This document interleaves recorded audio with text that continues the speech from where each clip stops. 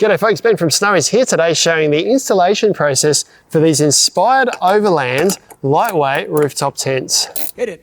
The lightweight nature of these rooftop tents makes installation super easy. They come with all the brackets and bolts you need for installation, and their low profile means it can be installed on just about any vehicle. Before we dive into this product, there is loads more content like this on our YouTube channel, so make sure you like and subscribe and you'll get notified of all of our latest content.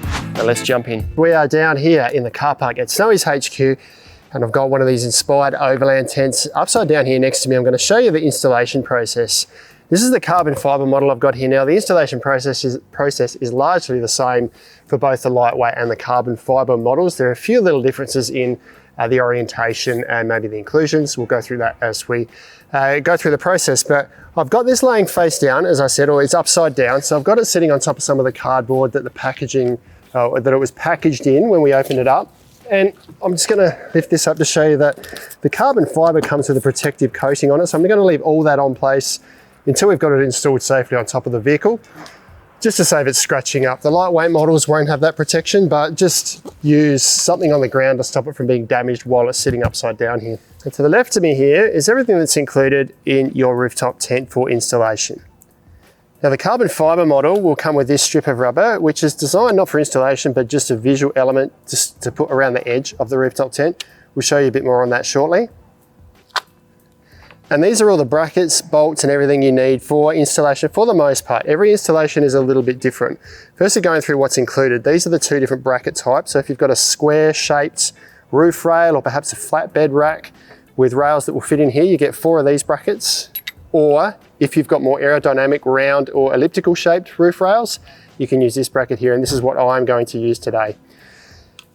You get 8 lock nuts, 8 bolts, enough spring washers and enough standard washers to install the 4 brackets. You get these little lock mechanisms too. These go diagonally opposite and are just an extra security measure to stop it from moving around. Will make more sense when I install it. You get a little ratcheting 13mm spanner included.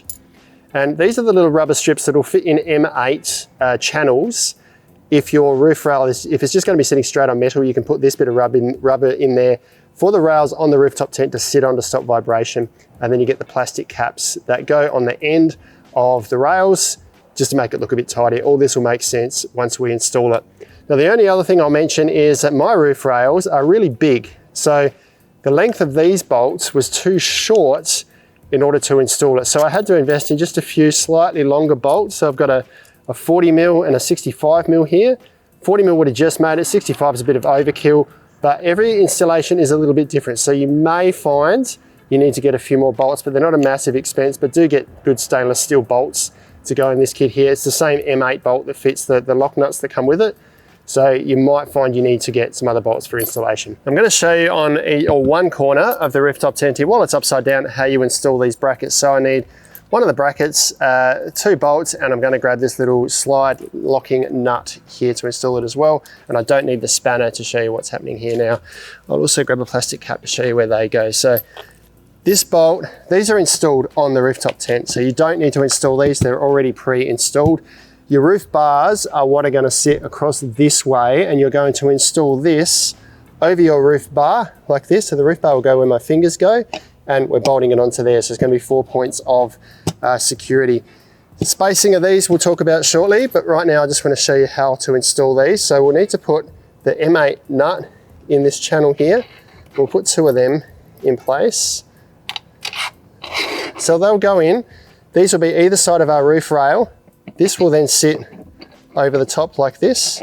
We can do the nuts up over here, and we'll tighten these up so they're firm over the top of the roof rail. If my roof rail doesn't have rubber channels, which my roof rail does, so I'm not going to need these, but I can actually put these in my roof rail here or on here if I like, so that I've got a bit of it's firm to get that in there, but that will sit there to allow the roof rail to sit on this, and it just stops a bit of vibration. So it will sit like that. We'll tighten these up, and that will tighten down over the top of our roof rail like this. Now these little slide locks here are just an extra security measure. There's only 2, so one will go on one corner and one will go on the diagonally opposite corner. And these just slide in like so. There's a little sort of spring-loaded ball joint there. These slide in like this. You put haven't got the spring washer with me, but put a spring washer on, and then that's a hex head to tighten that up. And you'll just slide these up against here, tighten that up, and it's just one extra measure of security included with these to stop any back or forward movement. So you've got two locking points of these as well as these here to lock it all into place. So you do that on each corner, you do this on two corners. Your plastic cap goes in the end like this once it's installed, and that'll be your rooftop tent in place. I'm going to lift this on top of the vehicle now, and we'll talk about the considerations with spacing with regards to where the roof rails are, where the ladder sits as well when you're using it. Now, the Inspired Overland range, this carbon fibre and the lightweight models are all 40 kilos or under. The smallest lightweight model is 35 kilos, so you can almost do this by yourself. I, however, am going to grab a friend to just give me a hand to lift it on, saves my car in case I slip. But that is the beauty of these, is that they're really lightweight and easy to handle. So let's lift it up on top and we'll talk about the orientation. A couple of considerations with the orientation of the rooftop tent on the vehicle. Firstly, spacing of the roof rails. We want evenly spaced as we can. I might slide this back a little bit before I fix it in place, but ideally we kind of want to cut it in almost thirds, preferably a bit more space in the middle, but it's just common sense. You don't want these right at the end because it's going to sag in the middle.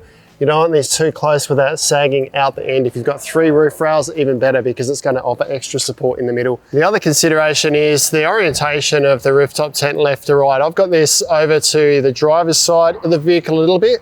Firstly, to allow for the ladder, which we'll talk about in a sec, but it also allows a bit of side down the passenger a bit of space down the passenger side for me to put an awning if I like, to have it off to one side. But the main reason is so that you can functionally use the ladder. Now, depending on which rooftop tent you've got, you'll get one of two different types of ladders. This one here is for the carbon fibre tent that we've got on the car at the moment. And then the lightweight versions come with this ladder here with this arm. Now, this gives us a little bit more clearance if we like. So if you do need to sort of have the ladder come out further from the vehicle, then consider the lightweight models, because you've got the ladder with a clip specifically for this.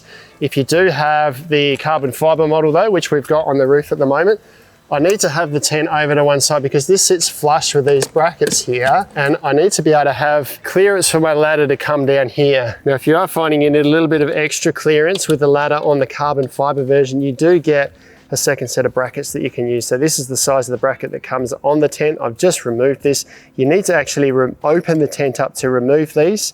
I'll replace it with this bracket here, which is going to give me that little bit of extra clearance. They're easily attached. This sits on the outside, then on the other side of the rails on the side, the washer goes inside. There's a hex nut here, or hex bolt here, that goes through both of these with a lock nut on the other side, easily swapped out if you do need to do that.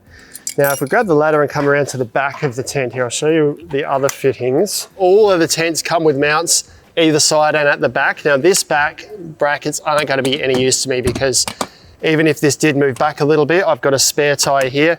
But on top of that, if I've got a ladder sitting here, I can't access the rear of my vehicle. And then on the passenger side of my vehicle, bearing in mind that if I was to put an awning or something here, I wouldn't be able to use this anyway, but obviously this is now hindering the use of my ladder here. So I'm setting this up so that I can use the ladder on the driver's side of the vehicle.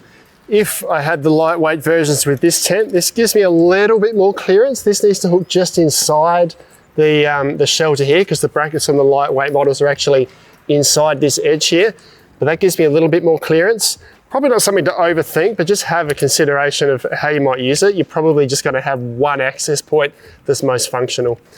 Now we'll move to, I'll position this where I want it, and we'll move to putting the brackets in place. I've got everything I need here to put the first bracket in place. We've got the rooftop tent roughly level. We can shuffle it around a little bit before we tighten everything. So I'm going to start sliding things in the channel here. Firstly, the bolt, I'll slide it up to the roof rail because this is so light, this is really easy to do. Lift this, slide it past the roof rail.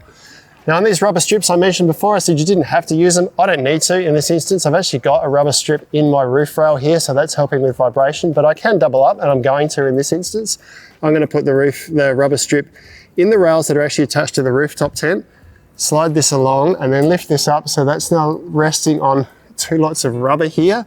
Probably going to help it grip a little bit and also just reduce any vibration. Now a little tip, before you go any further than this, I've got the first bolt in and the rubber strip. Go and put all these bolts in place between the roof rails before you go any further, because for each one of these you need to be able to lift this up. If I tighten both sides on this, I'm not going to be able to get the bolt in on the other side. So this bolt and the rubber strip on each corner first, and then we can put the rest of the bolts in. So back to our first bracket here now, we can go ahead and install the actual bracket. So we'll slide our second bolt in place here. You can see these bolts are probably a little bit of overkill in terms of length, but lots to work with there. We'll grab our bracket and put it underneath the roof rail with the bolts going through each side. Level it out so it sits roughly level, and then put the washer on. So you want a flat washer and a spring washer. So this requires a little bit of creativity with your fingers here. Hold it in place, flat washer, spring washer, and then the nut. Now use the lock nuts. I'm actually not using the lock nuts here at the moment, but use the lock nuts for a permanent installation. I'm just going to be taking this on and off today.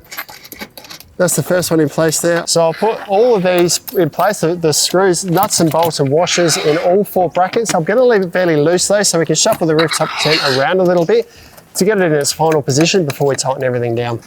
The brackets are all on, loosely tightened, so I can move this around. So I'm just going to make sure I've got my spacing level here and here. I've got about 3 rails there and about 3 rails at the back here, so it's roughly centered that way. I'm just making sure it's about flush with the roof rack here. And one thing I didn't mention about orientation before, which is probably the most important thing, and maybe it's obvious, but these are the hinges in which the top of the rooftop tent hinges on. So you want these to the front of the car unless you want to be climbing in over your bonnet. So the rooftop tent opens from the back of the car. So when you first lift it on, should have said that at the start, make sure these hinges are at the front.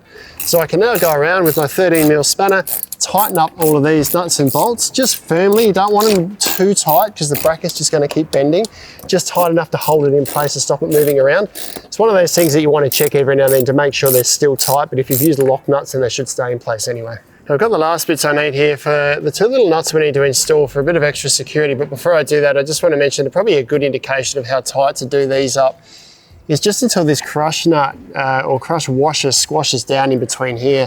Feels like you could keep tightening them and they'll keep bending, but tighten it so they crush down and there's no movement between this and the roof rail. And just checking from time to time to make sure that this bracket is nice and firm. Now, this extra little measure of security, I've got a plastic cap that'll go on the end of these at the very last bit. First, we're going to put these little lugs in, I suppose they are. So I'm going to put this in with the little washer end first. So we slide it in like this, in the rail here, in this little channel, sorry. So with there's a little movable ball bearing there to lock it in place. Slide this right along so it butts up against our bolt here that's in the channel. And then we use the little hex head screw or bolt here with the crushed nut over the top of it. Screw this into the little lug there, tighten it up with a hex key, nice and firm. There's 2 of these in the kit. They're just there for one extra measure of security in place there. Now we do the same thing on the opposite corner, so there's only 2 of those in the kit. And then you get 4 of these caps here, which just go on the end of these just to finish it off and make it a little bit tidier. So push them into place there. They just wedge into place, give them a bit of a knock. That sits there just to finish off that cap. So that is how to install an Inspired Overland Rooftop Tent. So go around and check, make sure your ladder works neatly on the side here. So I know that these brackets are clear of the side. I can install the ladder on the side. Last thing, if you bought yourself a carbon fiber model, is this rubber stripping here and whether you want to install that. Now this is designed to go in this channel here. So if you don't like the look of this open channel, you have to cut this to length to suit these end sections here. You just got to work your way around and push this into that channel there. And it creates a bit of a bumper, I suppose, but it just hides the channel on the side. I'm just going to do a little bit here today to show you how it looks. But that, if you work your way around, that then locks into place there just to give that a bit more of a finished look, I suppose, if you want that in your rooftop tent. There are future accessories coming that will go into this rail here, so you might need to cut that between the accessories, but you get a roll of this to fit in between there just to give it a nice finished look so you don't have this gap here if that's something that you're interested in. But that is how to install the Inspired Overland lightweight rooftop tents, both in the carbon fiber and the lightweight version, 40 kilos and under for the whole range. Get a mate to help you lift it on the roof, then it's nice and easy to adjust and shift around once it's up there. Plus, you're not adding extra weight to your vehicle and you're reducing wind drag, getting more mileage out of your fuel because it's such low profile. Awesome rooftop tents, made lightweight. Check them out online at snowies.com.au.